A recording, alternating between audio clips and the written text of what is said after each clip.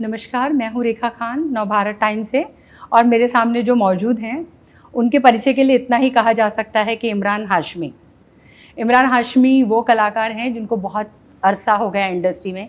मुझे याद है इमरान, एक समय था जब मेरे घर की भांजियों के कबर्ड में आपके बड़े बड़े पोस्टर हुआ करते थे चुपके चुपके। तो वहाँ से लेकर के एक टीनेज जो उनका एक क्रश आप कहें, वहाँ से लेकर के अब जो है ग्राउंड ज़ीरो तक आपकी एक जर्नी बहुत ही कमेंडेबल रही है।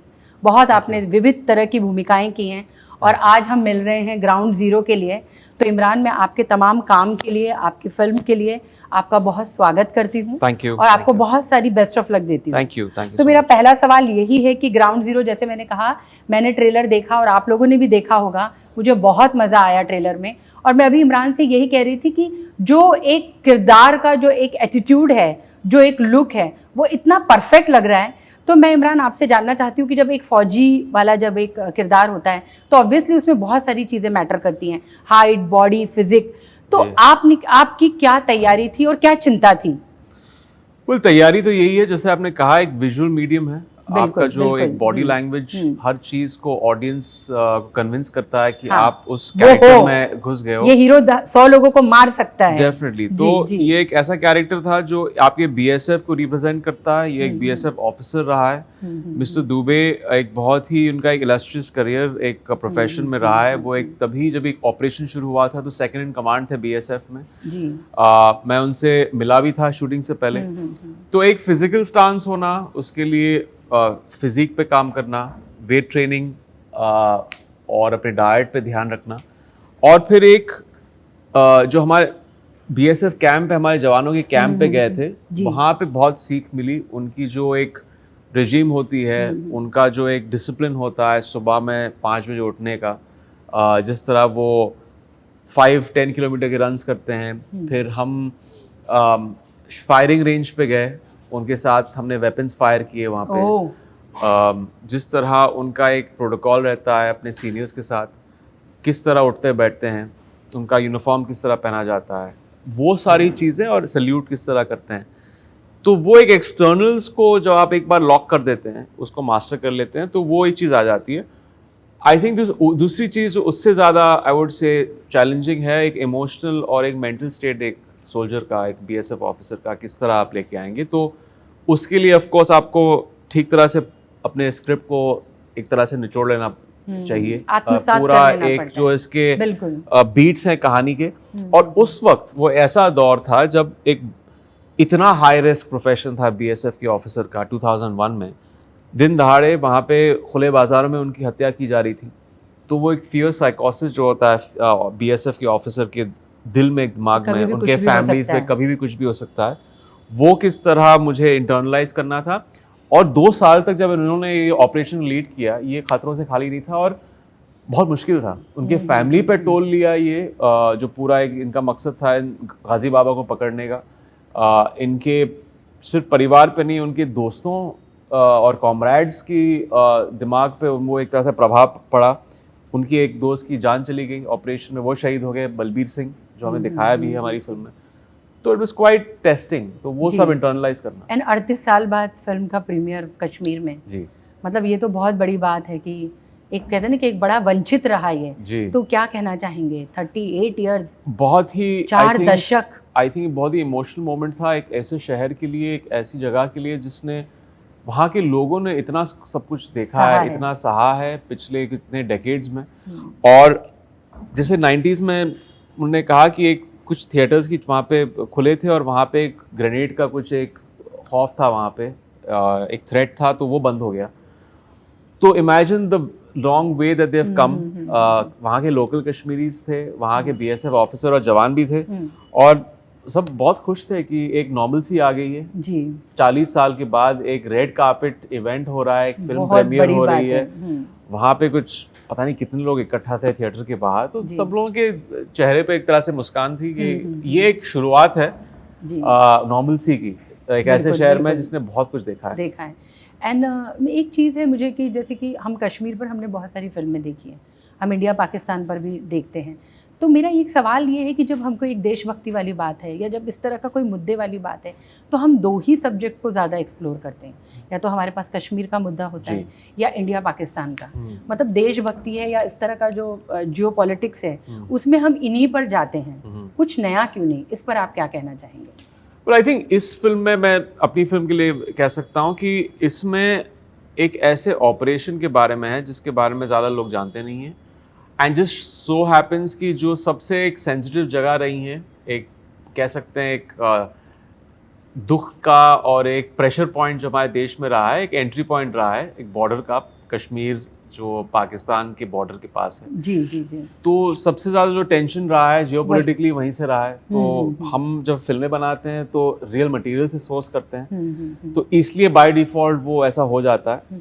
बट इसमें यूनिक बात यह है कि एक ऐसे ऑपरेशन के बारे में जो लोग ज़्यादा नहीं जानते हैं, जैश ए मोहम्मद का जन्म हुआ था 2000 में, और जो दहशत उन्होंने फैलाई थी 2000 और 2003 के बीच, हमारे पार्लियामेंट पे अटैक, मल्टीपल बॉम्ब ब्लास्ट्स, जिस तरह हमारे जवानों की हत्या की जा रही थी और जिस तरह बीएसएफ ने उन्हें मुंह तोड़ जवाब दिया, ये ऑर्गेनाइजेशन 13 साल तक एक तरह से डिस्टेबलाइज हो गया था जी। तो वो एक बहुत ही बड़ी बात है जो कभी स्क्रीन सिनेमैटिकली दर्शाया नहीं गया है जी।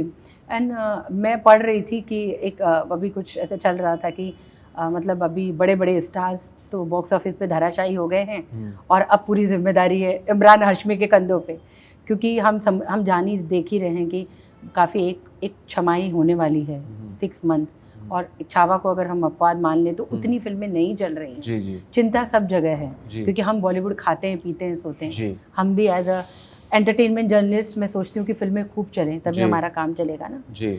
तो क्या आप कहना चाहेंगे, आप पर कह रहे हैं कि मतलब जाट भी और या अक्षय कुमार की भी, मतलब उसके बाद अब आप पर लोग ज़्यादा जिम्मेदारी मान रहे हैं, तो 2 सवाल हैं कि एक तो फिल्में इतनी नहीं चल रही हैं, क्या कारण है, और अब जो आपके ऊपर जिम्मेदारी डाल दी है थिएट्रिकल रिलीज होने के नाते, तो आप क्या सोच रहे हैं, क्या नर्वस हैं कि क्या है? नहीं, हर फिल्म से पहले हर फिल्म की रिलीज से पहले नर्वसनेस तो होती है, और ये अब से नहीं है, ये अब से नहीं है, ये बहुत पहले से 2003 से एक तरह से नर्वसनेस और एक्साइटमेंट रहती है जब फिल्म रिलीज होने वाली है। लेकिन अभी आजकल इतना टेस्टिंग हो गया है, OTT आ गया है, लोगों के पास फ़ोन की स्क्रीन्स हैं, इतना डिस्ट्रैक्शन है, फिल्में जो रिलीज़ होती हैं थिएटर्स में उसका भी एक जिस किस्म की फिल्में बन रही हैं वो कल्चरली हमारे एक रूटेड सब्जेक्ट्स नहीं हैं, तो एक हम इस चीज़ से जूझ रहे हैं। बस उम्मीद करता हूँ, दुआ करता हूँ कि जल्द से जल्द हम इस चीज़ से निकलें, इस दलदल से।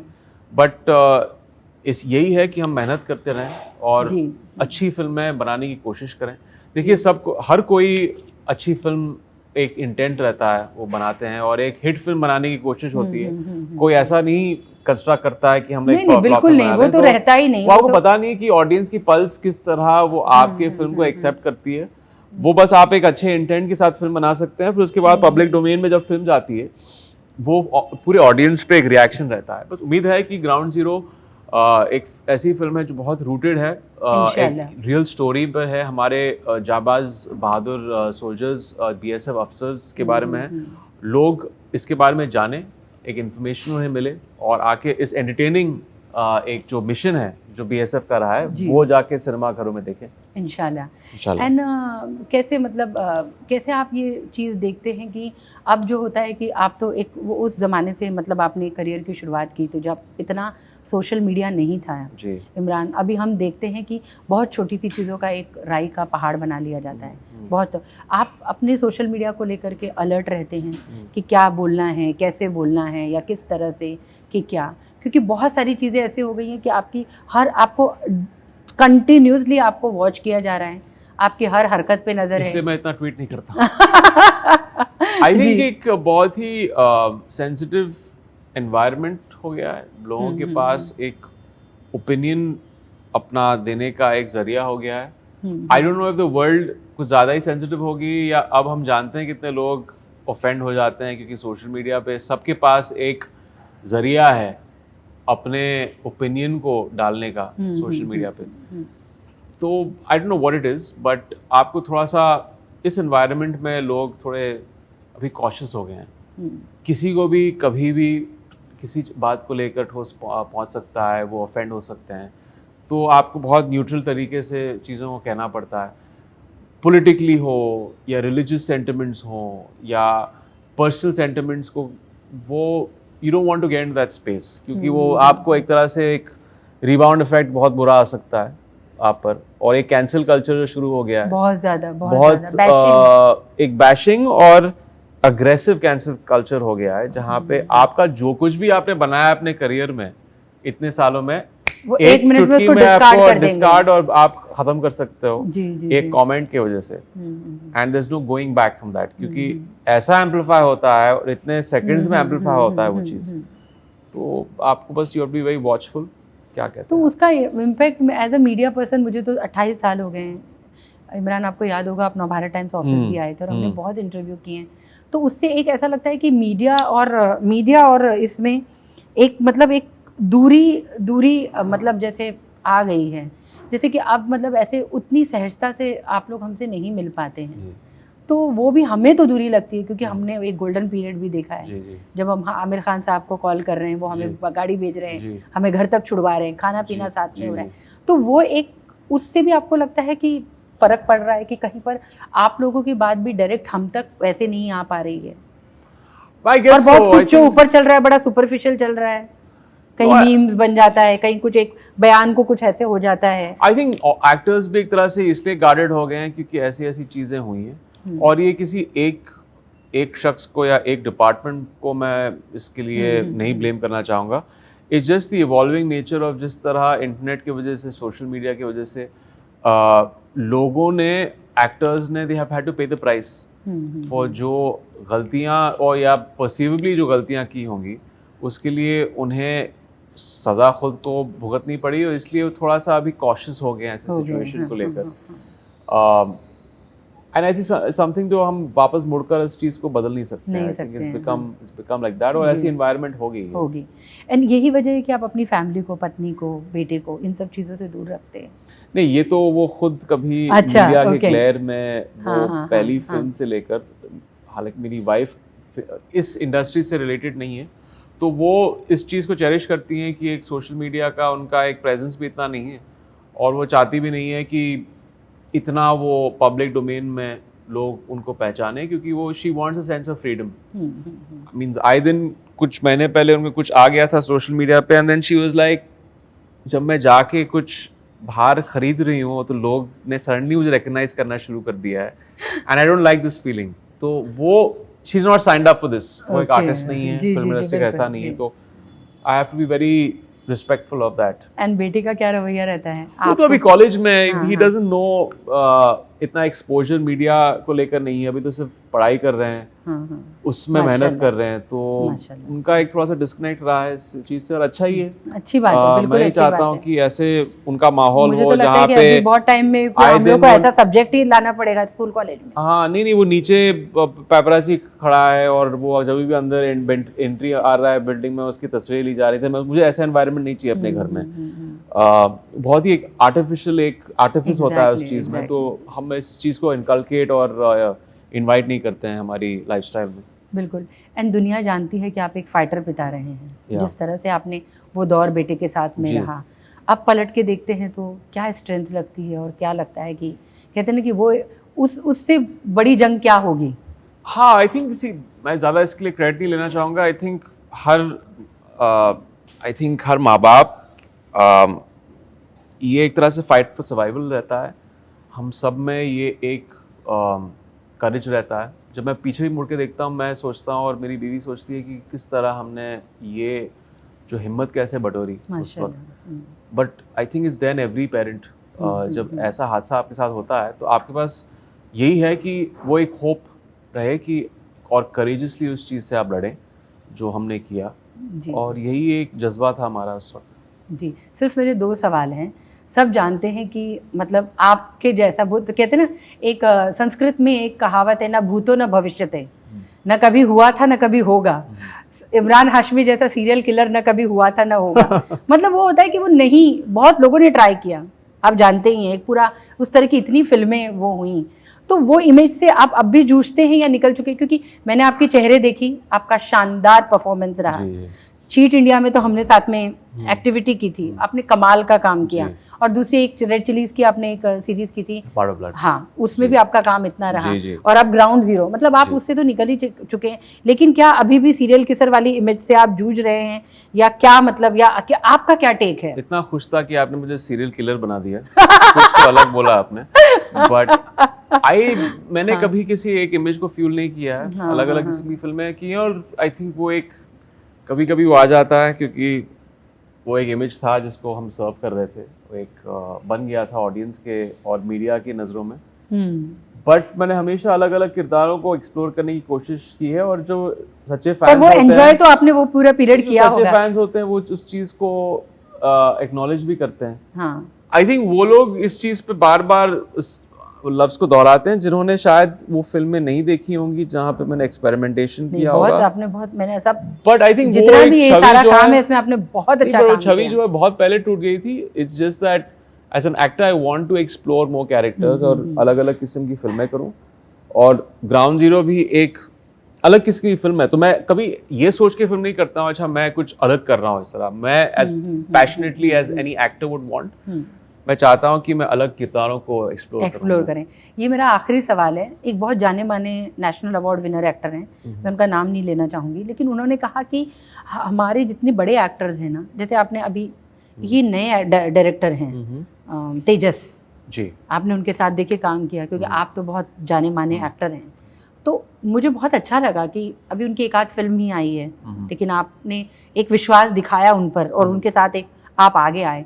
तो वो नेशनल अवार्ड विनर एक्टर ने कहा कि हमारे जितने भी बड़े एक्टर्स हैं ना, उनको नए डायरेक्टर्स के साथ में, नए सब्जेक्ट के साथ में आना पड़ेगा, नई चीज़ों के साथ, तब कुछ नया कंटेंट मिलेगा, तब कुछ बॉक्स ऑफिस की कहते हैं ना कि सूरत और सीरत बदलेगी। क्योंकि आप खुद इस पर कदम उठा चुके और आपने पास्ट में भी बहुत नए लोगों के साथ काम किया है, आप क्या कहना चाहेंगे? नहीं, आपको हमेशा एक नई पीढ़ी को, एक नए सेंसिबिलिटी को मौका देना चाहिए, क्योंकि नहीं तो अगर आप वही घिसी पिटी बातें फिर से आप दोहराओगे स्क्रीन पर।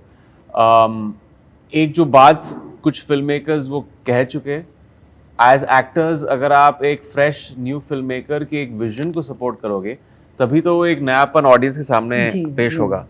तो मैं am all for that, but या एक है कुछ एक्टर्स में एक तरह से एक रिग्रेसिव माइंडसेट है कि उनको एक सेफ्टी नेट दिख जाता है। मैं उसी डायरेक्टर के साथ काम करूंगा जिसने पिछली फिल्म हिट दी होगी। एग्जैक्टली। और वो एक तरह से इम्यूनिटी नहीं होती है। वो ऐसा नहीं है कि अगर पिछली फिल्म हिट दी है तो दूसरी फिल्म फ्लॉप नहीं दे सकता है वो। एग्जैक्टली, गारंटी मैं तो नहीं हमेशा है। देखता हूँ कि वो स्क्रिप्ट कितनी अच्छी है और एक डायरेक्टर का कन्विक्शन क्या है उस चीज में, वही मेरा यार्डस्टिक होता है। मैं कभी किसी के पिछली हिट से या फ्लॉप से तोलता नहीं हूँ उस चीज को। नहीं जी, तो आपने देखा कि इमरान हाशमी ने मेरे तमाम सवालों का जवाब कितनी खूबसूरती और धैर्य से दिया, और मैंने ट्रेलर देखा है और मैं इसको रिकमेंड कर सकती हूँ।